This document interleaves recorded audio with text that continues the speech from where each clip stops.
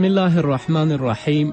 الحمد لله رب العالمين حمد الشاكرين، الصلاة والسلام على سيد الأنبياء والمرسلين سيدنا ونبينا وشفيعنا ومولانا محمد وعلى آله وأصحابه الطيبين الطاهرين.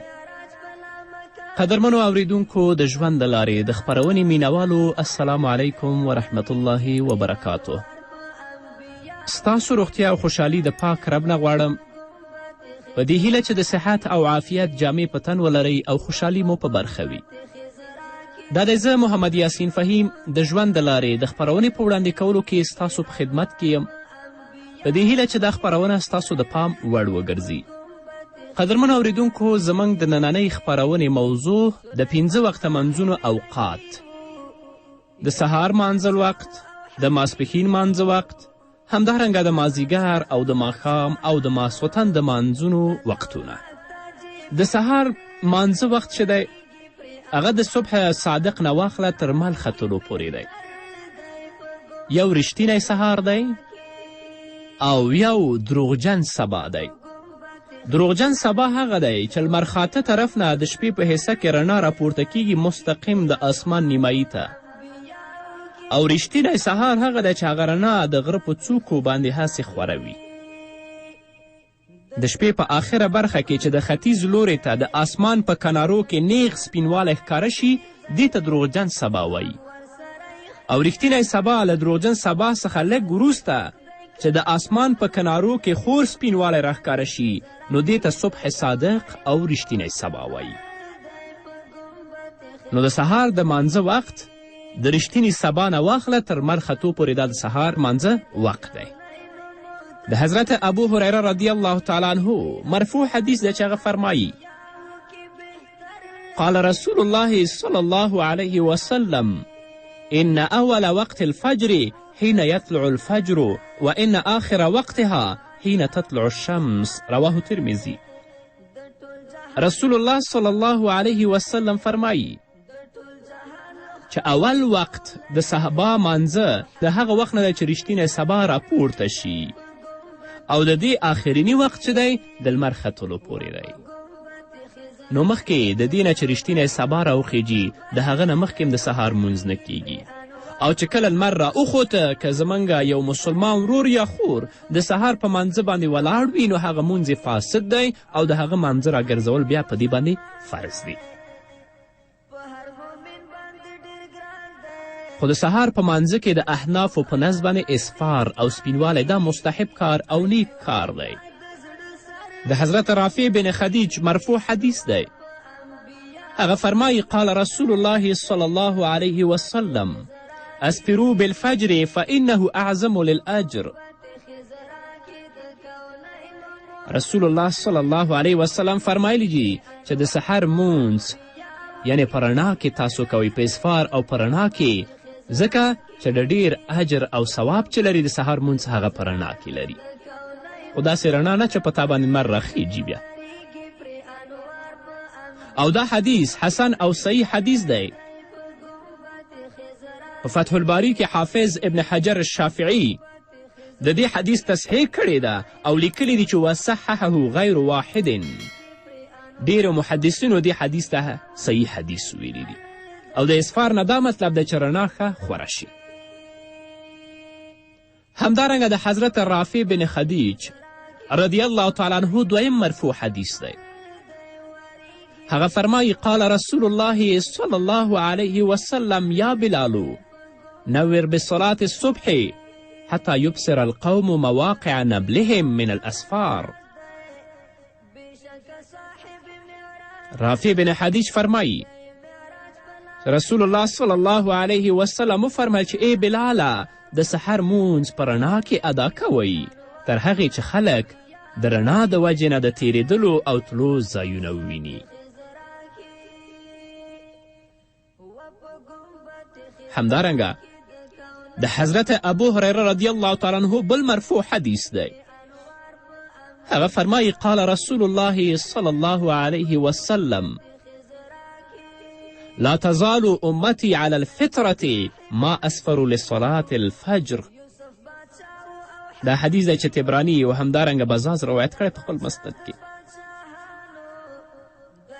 نبی کریم صلی الله علیه وسلم فرمایلی دی چې زما امت به همیشه په فطرت باندې قایم وي تر څو پورې چې دوی د سحر مونځ په رڼا کې کوي. په بعضې مرفوع احادیثو کې دي چې محمد رسول الله صلی الله علیه وسلم د سحر مونځ په غلس یعنی په تیاره کې کړی دی، په غلس کې. بعضې محققینو د دې په توجیه کې لیکلي دي چې بېشکه د محمد رسول الله صلی الله علیه وسلم عمل عام طور په غلس یعنی په تیاره کې د مونځ کولو و چې رسول الله صلی الله علیه وسلم به په تیاره کې مونځ کولو. لکن د عامو خلکو د اسانتیا دپاره محمد رسول الله صلی الله علیه وسلم امت ته په اسفار یعنی په رڼا کې مونځ کولو باندې ترغیب ورکړی دی. نو د محمد رسول الله صلی الله علیه وسلم د ارشاد د وجې نه امت دپاره په اسفار او په رڼا کې مونځ کول غوره او بهتر دي. د هغه تحقیق دی چې اوجز المسالک په شرح د موطا د امام مالک رحمه الله کې لیکل شوي دي. خو زما شخصي نظر دا دی چې ځینې ځایونه موږ وینو چې واقعا مونځ په ډیره زیاته تیاره کې کیږي، دا هم په کار نه دی. او په ځینې ځایونو کې موږ وینو چې مونځ دونه په رڼا کې کیږي که هغه مونځ د دوی نه فاسد شي نو چې کومه مسنونه طریقه د سهار مانځه ده که هغه بیا وکړي نو په دوی باندې لمر راخیږي، دا هم په کار نه دی. نه په تیاره کې نه ډیره په رڼا کې. دا و د سهار د مانځه اول وقت او آخر وقت. اوس د ماسپښین مانځه وقت. د ماسپښین د مانځه وقت چې دی هغه د زوال نه واخله تر هغه وخته پورې چې د هر شي سوری 2 چنده د هغه شي شي. او د لمر د اوړېدو نښه دا ده چې د هر شي سوری بلکل شمال طرف ته شي او هغه مشرق طرف ته راکوز شي. او د لمر د اوړېدلو بله نښه دا ده چې لمر څومره راجګیږي په هماغه اندازه د هر شي سوری کمیږي. نو چې دا کمیدل بند شي نو دغه صحیح غرمه ده. نو د دې وخت نه واخله د ماسپښین د مانځه وخت شروع تر هغه وخته پورې چې د هر شي سوری 2 چنده شي. لکه د یو ګز لرګي سوری په غرمه کې 4 ګوتې وي، نو چې اوس دا سوری 2 ګزه او 4 ګوتې شي تر هغه وخته پورې د ماسپښین مونځ کیږي او د دې نه پس د مازدیګر وخت شروع کیږي. ځکه د رسول الله صلی الله علیه وسلم حدیث دی، د حضرت ابی هریره موقوف حدیث دی چې فرمایي صل الظهر اذا کان ظلک مثلک والعصر اذا کان ظلک مثلیک. دا حدیث دی چې امام مالک رحمه الله په موطا کې په باب وقوت الصلات کې د دې روایت کړی دی. رسول الله صلی الله علیه وسلم فرمایي د ماسپښین مونځ کوه چې کله ستا سوری یو مثل شي یعنی ستا هومره شي، او د مازدیګر مونځ کوه چې کله ستا سوری ستا ډبل شي یعنی 2 چنده شي. همدارنګه رسول الله صلی الله علیه وسلم فرمایي د حضرت ابوذر مرفوع حدیث دی. هغه فرمایي قال كنا في سفر مع النبي صلى الله عليه وسلم فأراد المؤذن أن يؤذن فقال له أبرد ثم أراد أن يؤذن فقال له أبرد حتى ساوي ظل الطلول. رواه بخاري. حضرت ابوذر رضی الله تعالی عنه فرمایي چې موږ په یو سفر کې محمد رسول الله صلی الله علیه وسلم سره وو. مؤذن د ماسپښین مانځه دپاره اذان کولو اراده وکړه. رسول الله ورته وفرمیل چې تاخیر وکړه. هغه لږ وخت پس بیا د اذان کولو اراده وکړه. نو رسول الله ورته وفرمیل چې صبر وکړه. هغه بیا د اذان کولو اراده وکړه. 3یم ځل رسول الله ورته وفرمیل چې تاخیر وکړه تر دې پورې چې د پولو سوری د هغې برابر شه نو بیا اذان او مونځ شو. ظاهره خبره ده چې د پولو سوری د پولو برابر خو د یو مثل سوری نه کیږي. د امام ابو حنیفه رحمه الله د تحقیق مطابق د ماسپښین وخت تر 2 مثله پورې دی چې د هر شي سوری 2 چنده شي. د 2 مثلو نه پس د مازدیګر وخت شروع کیږي. د بخاري شریف دا حدیث چې ما تاسو ته ولستو واضح د امام ابو حنیفه رحمه الله د تحقیق ماخذ دی. لکن 3 واړه امامان او صاحبین په تحقیق کې د ماسپښین وخت 1 مثل پورې دی. هغوی وایي د دې وجې نه احتیاط په دې کې ده چې د ماسپښین مونځ په اول مثل کې کول او د مازدیګر مونځ د 2 مثلو نه پس کول پکار دي. یعنی چې کله سوری د انسان یو چند و په هغه وخت کې د ماسپښین مونځ وکړي، او چې کله سوری 2 چند شه نو د هغه نه وروسته د مازدیګر د مانځه وخت شروع کیږي. د ماسپښین د مانځه مستحب وخت په کوم وخت کې غوره دی؟ د حضرت انس رضی الله تعالی عنه مرفوع حدیث دغه فرمای کان رسول الله صلی الله علیه وسلم اذا کان الحر ابرد بالصلاة و اذا کان البرد عجل، رواه نسائی. حضرت انس رضی الله تعالی عنه فرمای چې رسول الله صلی الله علیه وسلم به چې کله ګرمي وه نو د ماسپښین مونځ کې به تاخیر کولو، یعنی وروسته به کولو، او کله به چې یخني وه نو رسول الله صلی الله علیه وسلم به د ماسپښین په مانځه کې جلتي کوله او مونځ به په اول وخت کې کولو.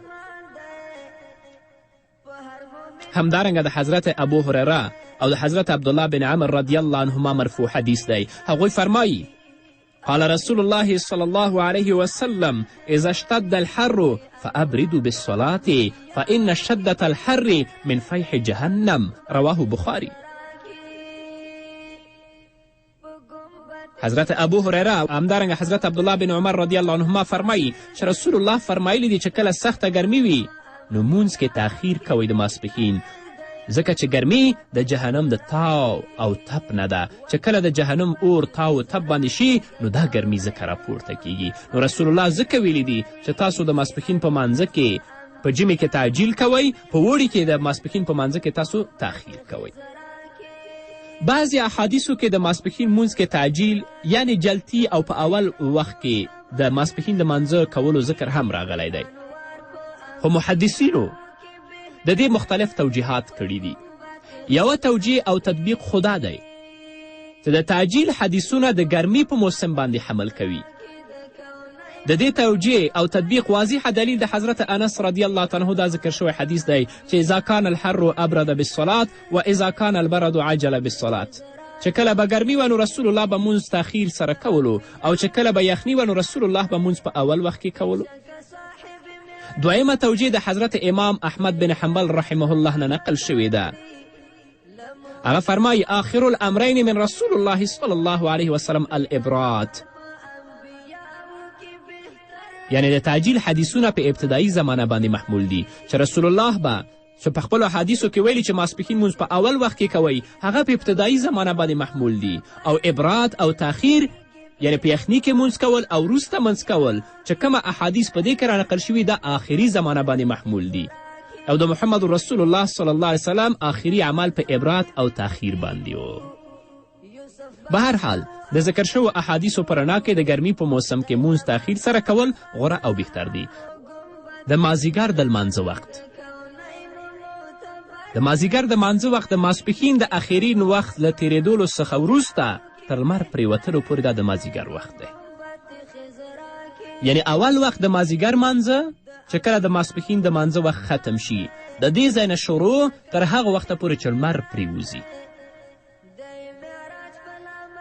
خو دلته باید دا خبره په پام کې ولرو چې لمر د زیړېدو نه مخکې باید د مازدیګر مونځ ادا شي، ځکه چې رسول الله صلی الله علیه وسلم ویلی دی چې د مازدیګر مونځ چې د زیړوالي په وخت کې کولی شي دغه مونځ د منافق مونځ دی.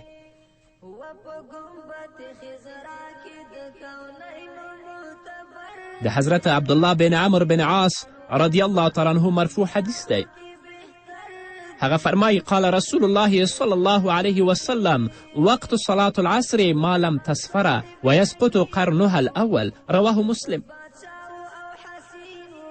هغه فرمایي چې رسول الله صلی الله علیه وسلم فرمایل د مازدیګر مونځ وخت تر لمر زیړېدو پورې دی او چې دې اوله کناره په ډوبېدو شي، یعنی لمر اوله کناره په ډوبېدو شي، خو بهتره خبره دا ده چې د زیړېدو نه مخکې د مازدیګر مونځ ادا کړی شي، او دا مستحب وخت د مانځه دی د مازدیګر مانځه چې د لمر د زیړېدو نه مخکې ادا شي. حضرت عمره رضی الله تعالی عنه د رسول الله صلی الله علیه وسلم نه روایت کې هغه فرمایي قال سمعت رسول الله صلی الله علیه وسلم لن یلج النار احد صلى قبل طلوع الشمس وقبل غروبها یعنی الفجر والعصر، رواه مسلم و نسائی.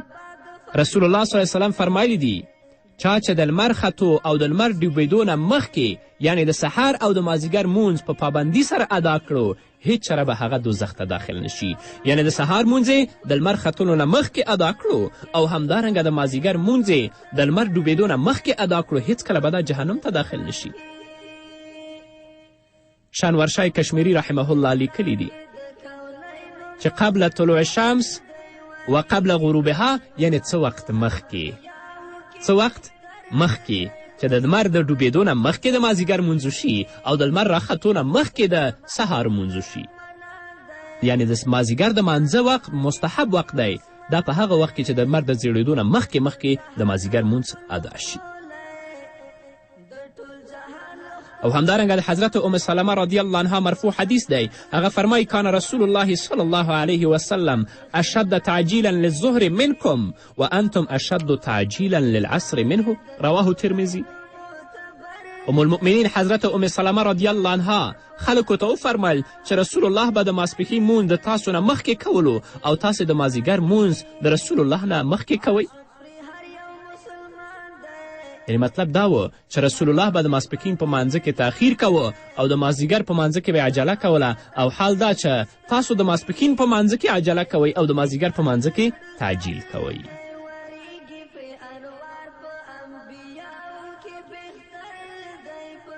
د ماښام د مانځه وخت کله چې لمر پرېوته د ماښام وخت شروع شو او تر څو چې مغرب طرف ته د آسمان په غاړه سوروالی وي، چې کله لمر پرېوته نو د ماښام د مانځه وخت شروع شه او تر څو پورې چې د لمر پرېوتو طرف ته د آسمان په غاړه سوروالی وي، د هغې پورې د ماښام وخت دی.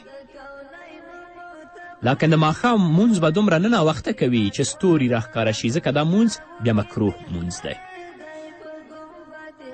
رسول الله صلی الله علیه وسلم فرمایي، د حضرت ابو هریره مرفوع حدیث دی. هغه فرمایي قال رسول الله صلی الله علیه وسلم ان اول وقت المغرب حين تغرب الشمس وان آخر وقتها حين یغیب الافق، رواه ترمذی. رسول الله صلی الله علیه وسلم فرمایلی چې د ماښام اول وخت لمر پرېوتل دي، یعنې لمر پرېوځي د ماښام اول وخت شروع شي، او آخر وقت افق یعنی هغه شفق ډوبېدل دي، د هغه اسمان په غاړه چې هغه سوروالی ختم شي نو د ماښام منځ وخت هم ختم شه. همدارنګه د حضرت عبدالله بن عمر رضی الله تعالی عنه مرفوع حدیث دی. هغه فرمایي قال رسول الله صلی الله علیه وسلم وقت صلاة المغرب ما لم یغیب الشفق، رواه مسلم. رسول الله فرمایلی چې د ماښام مونځ وخت د شفق د ډوبېدو پورې دی، چې کله هغه سوروالی ختم شي نو د ماښام منځ وخت هم ختم شي. خو د ماښام د مونځ مستحب او غوره وخت دا دی چې د ماښام مونځ همیشه که یخني وي او که ګرمي وي، د لمر پرېوتو نه پس فورا ادا کول دا بهتر او مستحب کار دی. ځکه د حضرت ابو ایوب رضی الله عنه مرفوع حدیث دی. هغه فرمایي قال رسول الله صلی الله علیه وسلم لا یزال امتی بخیر او قال على الفطرة ما لم یؤخر المغرب، رواه ابو داود. حضرت ابو ایوب فرمایي چې رسول الله فرمایلی چې زما امت به همیشه په نیکي باندې قایم وي، او یا یې داسې فرمایي چې فطرت او سنت باندې به قایم وي تر څو چې دوی د ماښام مانځه کې تاخیر نه کوي. د ماسخوتن د مانځه وخت کله چې په آسمان کې سوروالی یا سپینوالی ختم شي نو د ماسخوتن د لمانځه وخت شروع شي او د سهار تر صبح صادقه پورې دا د ماسخوتن د مانځه وخت دی. تر څو چې د سهار د مانځه وخت داخلیږي یعنی اذان کېږي، تر هغه وخته پورې د ماسخوتن د مانځه وخت دی. د حضرت ابو هریره رضی الله عنه مرفوع حدیث دی. هغه فرمایي قال رسول الله صلی الله علیه وسلم ان اول وقت العشاء حین یغیب الافق، رواه ترمذی. رسول الله فرمایلی چې د ماسخوتن مونځ اول وخت هغه وي چې کله شفق غایب شي، یعنی چې کومه سوروالی د غرو او د اسمان په غاړو کې د هغه چې ختم شي نو د ماسخوتن د مانځه وخت شروع دی. او د حضرت عایشې صدیقې رضی الله عنها مرفوع حدیث دی. هغه فرمایي اعتم النبي صلی الله علیه وسلم ذات لیلة حتی ذهب عامة اللیل وحتی نام اهل المسجد ثم خرج فصلى، رواه مسلم. نبی کریم صلی الله علیه وسلم یوه شپه د ماسخوتن مونځ کې تاخیر وکړه، وروسته والی وکړه تر هغې پورې چې د شپې زیاته حصه تیره شوه او د جومات خلک وده شو. بیا رسول الله تشریف راوړه او هلته یې مونځ ادا که. د حضرت انس رضی الله عنه بل مرفوع حدیث دی اخر رسول الله صلی الله علیه وسلم العشاء ذات لیلة الى شطر اللیل رواه مسلم. رسول الله صلی الله علیه وسلم یوه شپه د ماسخوتن مونځ تر نیمې شپو پورې وروسته کړه. نو دا خو اول وخت د ماسخوتن د مانځه و چې کله هغه سوروالی د آسمان د کنارو او د غاړو نه ختم شي. خو د ماسخوتن د مانځه مستحب وقت لومبی دریمه حصې ته نږدې دی.